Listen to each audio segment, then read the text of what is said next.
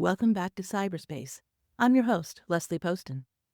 This week, we're examining how artificial intelligence is reshaping our brains and not necessarily for the better.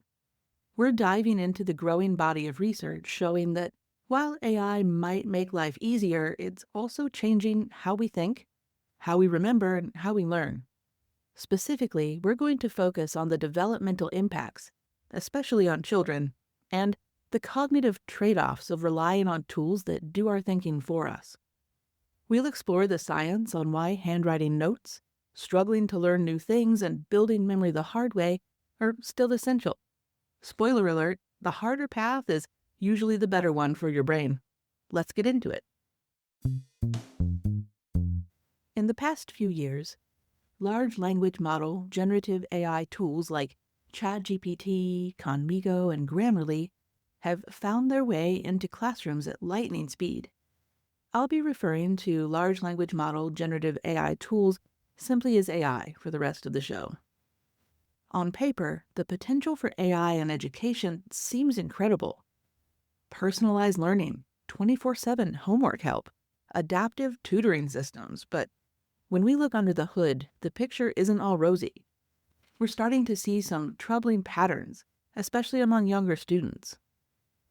One of the key issues is what's known as cognitive offloading. That means we outsource thinking, memory, or decision-making to an external tool, in this case, AI. It's similar to using GPS so much that you forget how to navigate your own neighborhood. In classrooms, AI is often used to provide answers without requiring the student to struggle through a problem. This is happening even as high as college institutions at this point, so it's not isolated to children. The result? Students learn less deeply, remember less, and retain fewer problem-solving skills. Research has found a significant negative correlation between frequent AI tool use and critical thinking abilities. One study showed that participants who heavily relied on AI tools performed worse on critical thinking assessments compared to those who used the tools less frequently. This effect was particularly pronounced among younger individuals, while those with higher education levels tended to retain stronger critical thinking skills, regardless of AI tool usage. What's happening here is a form of cognitive dependency. Our brains are remarkably adaptive organs. They're designed to conserve energy when possible. When we repeatedly outsource mental tasks to AI, our brains essentially say, great, I don't need to maintain those neural pathways anymore. It's similar to how a muscle atrophies when it's not used regularly. The cognitive muscles responsible for critical analysis, deep reading, and complex problem solving begin to weaken when AI does that heavy lifting for us. The more these tools become fixtures in the learning process, the more they risk becoming cognitive crutches. Teachers report students using AI to bypass assignments entirely. A student may use ChatGPT to write an essay or solve a math problem without understanding the content. The cost isn't just academic integrity, it's a decline in the underlying thinking muscles that we rely on for life and for society. There's also a socio-emotional element. Students who rely on AI tools early and often may never develop the confidence that comes from figuring something out on your own. That internal sense of mastery matters, and if we give it away too early, it's difficult to build back later. Psychologists have long recognized the importance of self-efficacy, that belief in your own ability to accomplish tasks and overcome challenges in cognitive development. When students consistently turn to AI at the first sign of difficulty, they miss essential opportunities to build that self-efficacy. Remember notebooks, pens and pencils? There is a mountain of research showing that handwriting is far better for learning than typing or tapping. When we write by hand, we engage motor functions, visual pathways, and memory centers in the brain simultaneously. This multisensory process helps us learn and retain more information. Multiple neuroimaging studies have documented dramatic differences in brain activation between handwriting and typing. One study found that when students wrote by hand, researchers observed increased connectivity across visual regions sensory processing areas and the motor cortex, brain patterns vital for memory formation. Typing, on the other hand, led to minimal activation in the same areas. This isn't just about a nostalgia for pen and paper. The science is clear. Handwriting activates specialized brain circuits that integrate physical movement, visual perception, and spatial awareness. Specifically, it triggers regions in the brain's parietal and occipital lobes that are less active during typing. These regions are critical for processing information at a deeper level and encoding it into long-term memory. It's what scientists call embodied cognition, this idea that physical experience shapes cognitive processing. Typing tends to be more passive. When you type, especially quickly, you often transcribe rather than process, and that distinction is so important. Multiple studies have found that students who type notes tend to do worse on conceptual questions compared to those who handwrite them. Why? Because handwriting forces you to rephrase, to summarize, and to synthesize in the moment. You can't possibly handwrite as fast as someone speaks, so your brain has to make decisions about what's important. That extra cognitive effort, deciding what to write, creates stronger memory traces. Consider another study where researchers compared note-taking methods among college students.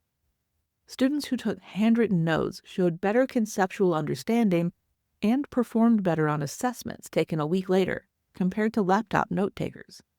The laptop users took more notes verbatim, while the handwriters were processing and rephrasing information in real time, which is a more active form of learning.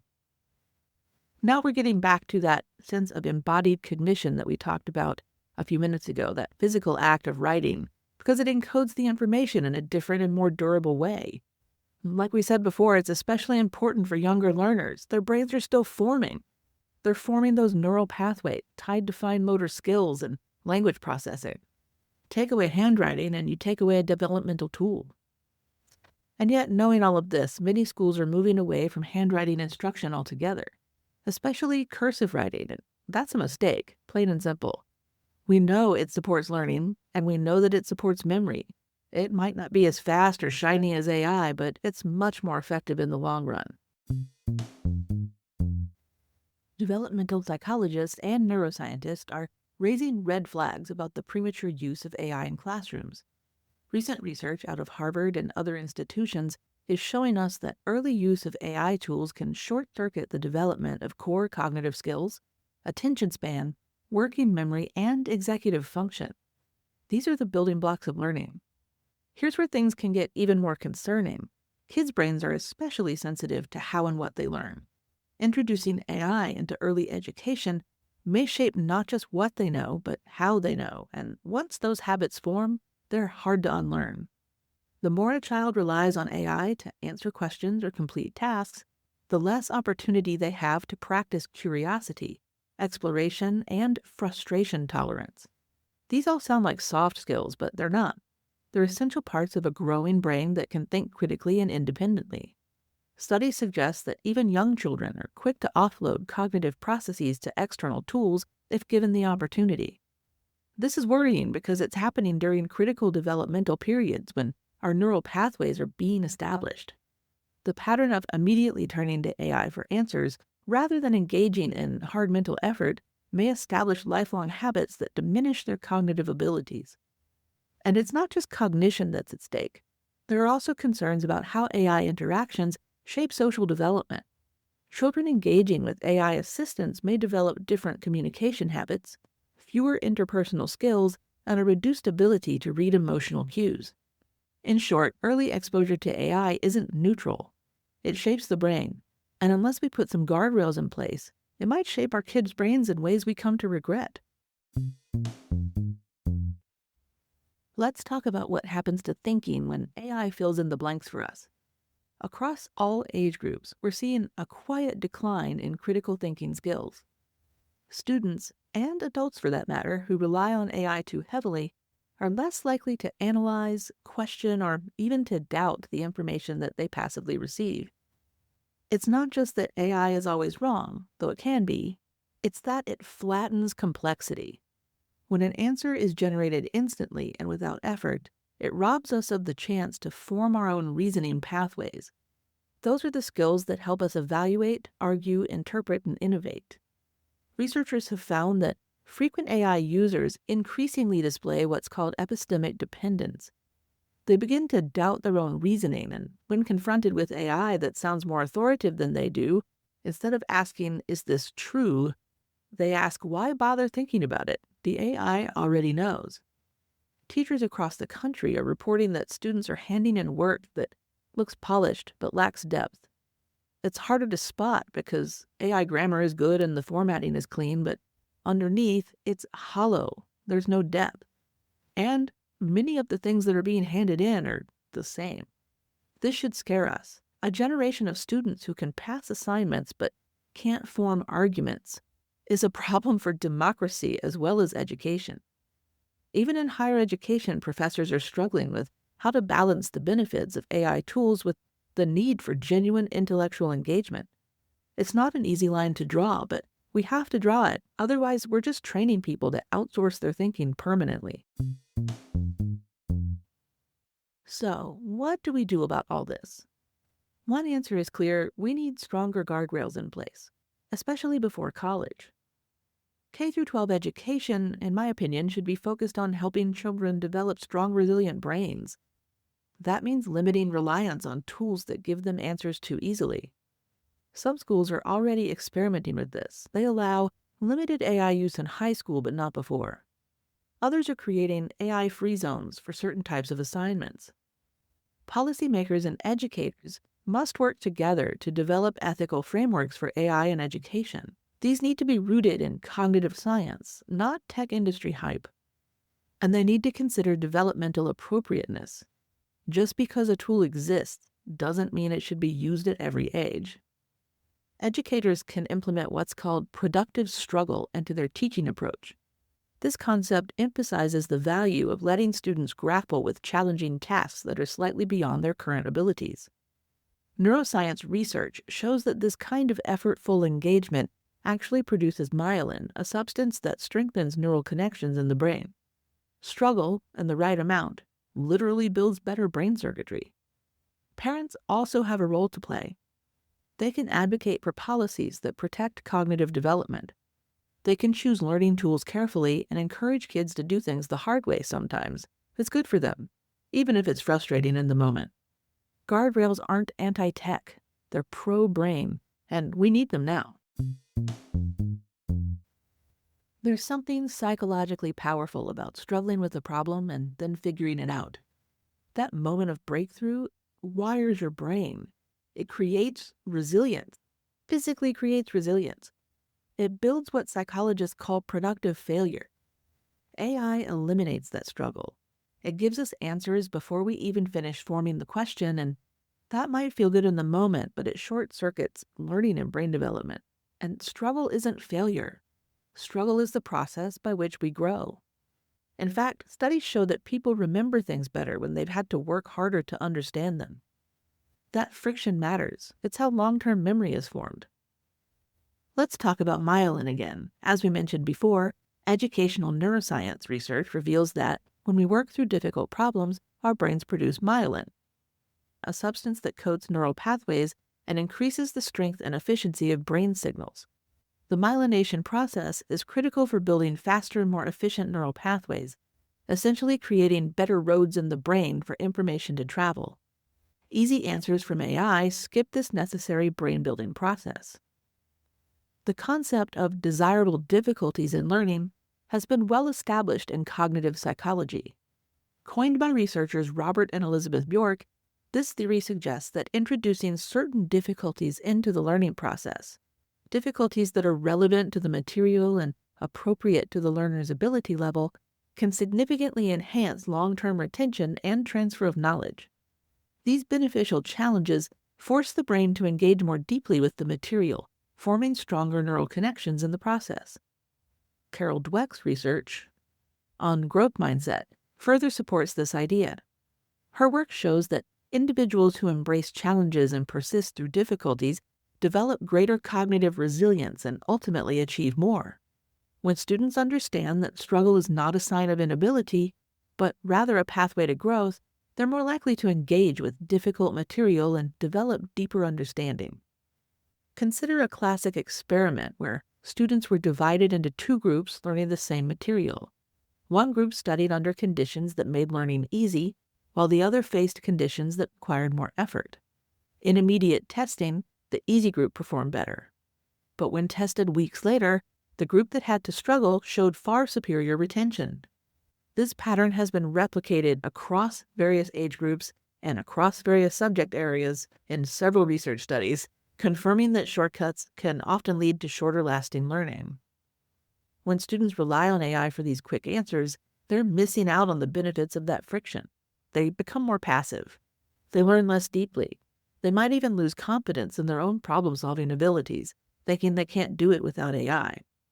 This is a cultural shift, and one we need to reverse. We must reframe struggle as strength, not a weakness, and we need to make space for it in our classrooms, our homes, and our workplaces. One of the lesser understood but increasingly dangerous risks of widespread AI use is the phenomenon known as hallucination, which is when an AI confidently produces information that is factually correct, that is factually incorrect, biased, or entirely fabricated. These hallucinations aren't glitches in the traditional sense. They're a feature of how large language models work. They generate plausible-sounding responses by predicting patterns in language, not by checking truth. That means the better the model is at sounding authoritative, the harder it can be to spot when it's wrong. Now, combine that with the decline in human critical thinking and cognitive effort that we've been discussing.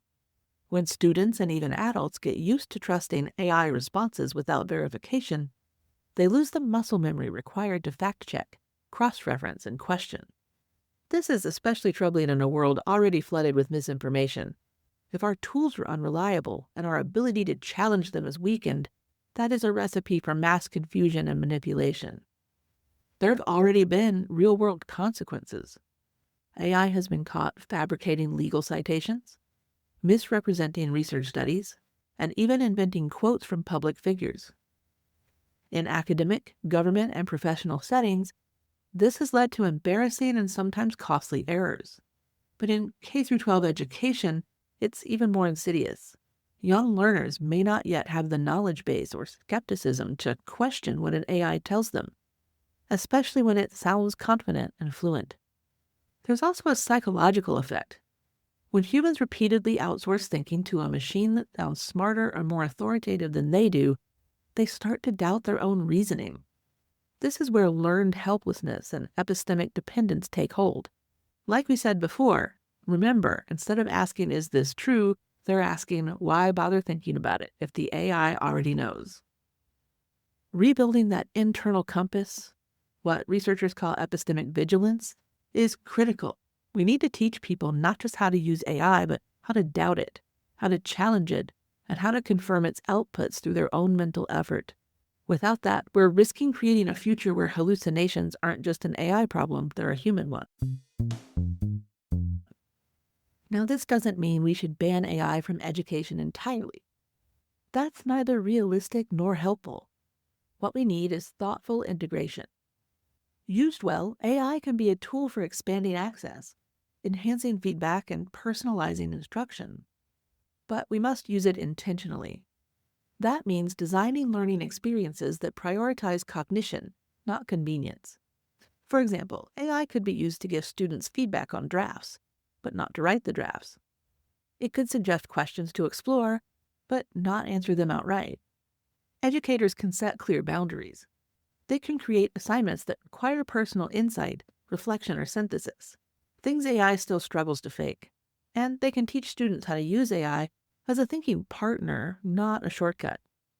This research doesn't suggest that all AI use is harmful. In fact, moderate and strategic use of AI tools can enhance learning when they're used to scaffold more complex cognitive tasks.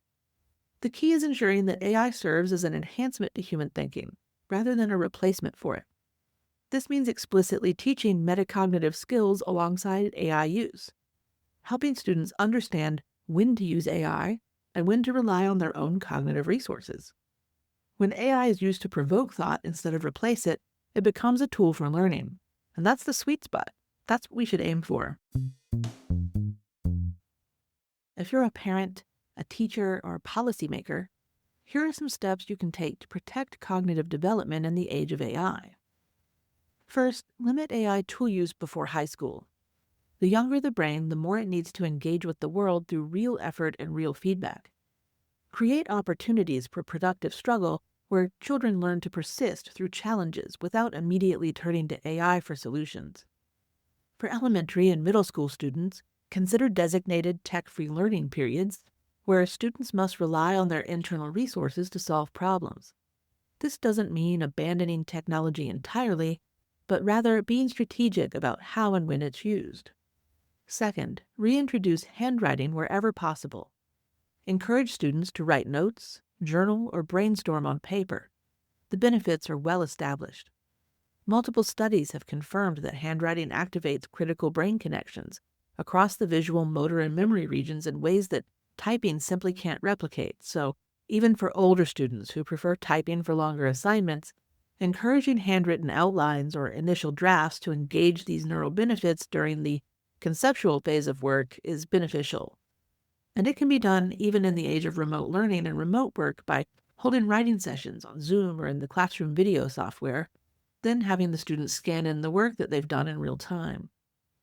Third, design learning experiences that build in struggle. Let students wrestle with hard questions. Let them fail safely. Let them grow. Research clearly shows that this kind of productive struggle is not just about building character. It's physically strengthening neural pathways through the production of myelin in the brain. Create what education researchers call low-floor, high-ceiling tasks. Activities that are accessible to all students, but that can be extended to challenge even the most advanced learners.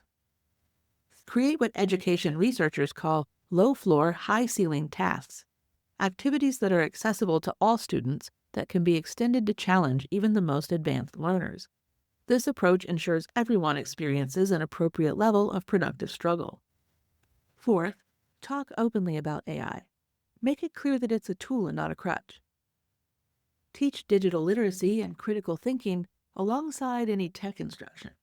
Specifically, teach students about AI hallucinations and how to verify AI-generated information, as this builds essential fact-checking habits that strengthen their own cognitive independence. This is especially important as we get more sophisticated video AI tools as well. Develop classroom protocols for appropriate AI use. For instance, students might use AI to help brainstorm ideas or check their work, but not to generate complete assignments. These guardrails help students develop discernment about when AI enhances learning versus when it undermines it. Fifth, model what deep thinking looks like. Whether you're a teacher or a parent, your approach to problem solving sets the tone. Show your kids that thinking hard is worth it. Demonstrate the value of slow, deliberate thought in an age of instant answers. Think out loud as you work through problems, showing students that confusion and false starts are normal parts of the thinking process. When you encounter information online, model how to evaluate its credibility rather than accepting it at face value. Finally, advocate for balanced technology policies in schools. Get involved in curriculum discussions at your school. Ask questions about how technology is being integrated and what safeguards are in place to ensure it's enhancing rather than replacing critical thinking. Share research on cognitive development with administrators and fellow parents. Many schools are still figuring out how to navigate AI tools in education, and informed parent voices can help shape thoughtful policies that protect cognitive development while embracing beneficial innovation. And remember, we're not arguing against technology. We're advocating for its thoughtful integration in ways that enhance rather than diminish human cognitive capacities. The goal is not to hold back progress, but to ensure that in our rush to embrace AI's convenience, we don't accidentally outsource the very mental processes that make us human. Thanks for listening to PsyberSpace. I'm your host, Leslie Poston, signing off. This episode explored the complicated relationship between AI and learning, especially how it's reshaping cognition for the next generation. The science is clear. The brain needs effort, friction, handwriting, and reflection to grow strong. If we hand over all the heavy lifting to AI, we might find that we've traded ease for erosion. A bit of housekeeping. We were nominated for a Women in Podcasting Award for the second year in a row. We're so excited about it. Thank you so much. The link to vote for the show will be in the show notes, and I would love your vote for Best Science Podcast. As always, until next time, stay curious and don't forget to subscribe so you never miss a week.